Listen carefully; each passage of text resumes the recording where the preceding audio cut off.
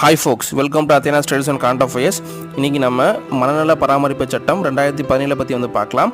இந்த சட்டம் த நுனான்சி act of 1912 அப்புறம் the mental health act of 1987 replacement பண்ணுது. இந்த ஆக்டில் என்னென்னு சொல்லியிருக்காங்க அப்படின்னா, மென்டலி பாதிக்கப்பட்ட நபர்களுக்கு உரிமைகளானது வழங்கப்பட்டிருக்கு. மனநலம் பாதிக்கப்பட்ட ஒருத்தவர் தற்கொலை பண்ணிக்கிட்டா அதை கிரிமினல் குற்றமாக கன்சிடர் பண்ணக்கூடாது. அது மட்டும் இல்லாமல் அவங்களுக்கு கொடுக்கக்கூடிய ட்ரீட்மெண்ட்ஸில் சில ரெஸ்ட்ரிக்ஷன்ஸ் கொண்டு வந்திருக்காங்க. மனநலம் பாதிக்கப்பட்ட பெண்கள் மற்றும் குழந்தைகளை ட்ரீட் பண்ணுறதுக்கு சில இன்ஸ்ட்ரக்ஷன்ஸுங்கிறது கொடுக்கப்பட்டிருக்கு. ஒருத்தவங்களுக்கு எலக்ட்ரிக்கல் ட்ரீட்மெண்ட் கொடுக்குறாங்க அப்படின்னா அவங்களுக்கு கண்டிப்பாக லோக்கல் அனஸ்தீஷியா அல்லது ரிலாக்ஸன்ட்டுங்கிறது கொடுக்கணும். மைனர்ஸுக்கு கண்டிப்பாக இந்த எலக்ட்ரிக் ட்ரீட்மெண்ட் கொடுக்கவே கூடாது அப்படின்னு சொல்லிட்டு இந்த சட்டம் சொல்லுது.